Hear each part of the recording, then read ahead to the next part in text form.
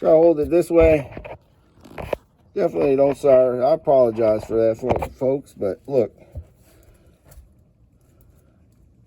Probably should have used a bigger piece of shrink tubing here, but it'll work.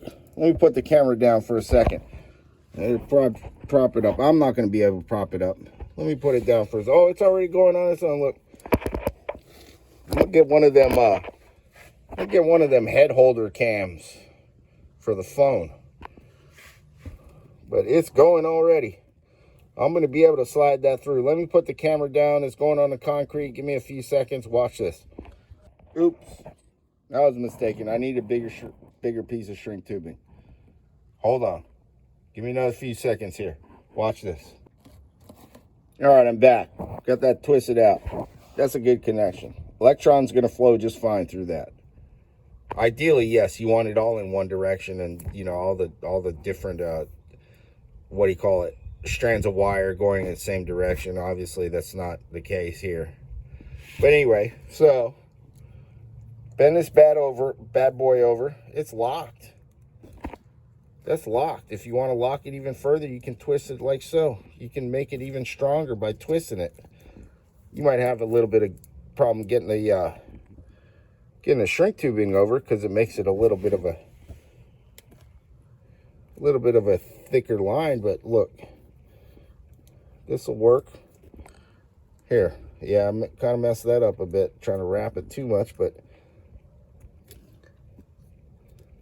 let me get this piece of shrink tubing. I'm going to set the camera down, get the tubing over there, and then show you how easy it is without connectors, crimp connectors.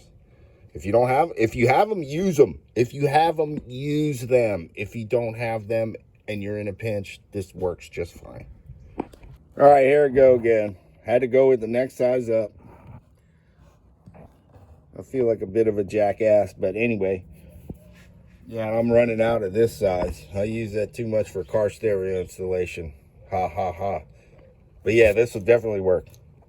It's going to lock in good now. Put this over. Boom. Shrink it down, however you do it. After I do this, I put electrical tape to help lock it in further. It ain't going nowhere. Once I wrap the rest of this whole thing together, this is fine. If you don't have crimp connectors, this works just fine. If you do have good crimp connectors, then use them and crimp them properly. If you don't know how to crimp them properly and you don't have the right tool, this is even better. Because a crimp can come apart. If you crimp it too much, you can fray the wire, boom, it falls out of the crimp. Those are tricky in itself. You got to know what the hell you're doing when you're doing crimp connectors. You really got to know. You got to have the right tools to crimp it properly, and you can't put too much pressure. And I know because I do car stereo work. So anyway, this is the only one that needs to be reconnected. The rest of them, I'm just going to tape over the frays in the insulation. Wrap it with my piece of garden hose because I don't have any big wiring loom. Hopefully the garden hose keeps the rats out. And then I think my dog started chewing at this area because the rat's been chewing. Those are clearly freaking rat teeth marks. Rat trying to hone its teeth, hone its fangs. I call it fangs because those freaking things definitely have fangs. I killed 7 of them in 10 days in my place in California. I live in kind of a rural area in California, and they're just everywhere. So, got rid of 7 rats in 10 days. But yeah, it looks like a rat's been here. Those look like that. Those look like the dogs. That looks like from the dogs. Those look like from rats. Rats chewing, trying to hone their fangs. Rat teeth marks. Those look like vampire marks right there. Ooh, give me the heebie-jeebies.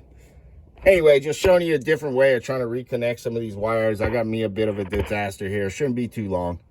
More tedious. Yeah, time consuming, but nothing major.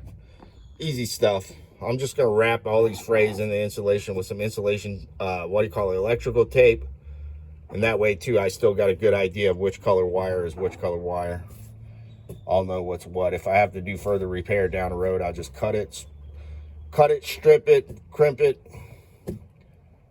Or do like I just did with this one. I'm going to shrink that down. It'll hold fine.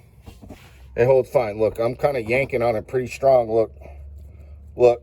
I'm yanking on this bad boy pretty good. I'm putting some good pressure. It ain't coming apart. So once you get that shrink tubing on there, put some electrical tape, wrap the whole daggone thing together, it'll be fine.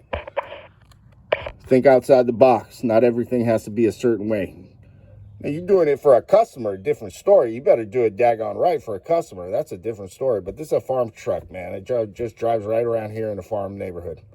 All good. You guys take care. High Rev 90, home mechanic. Aloha.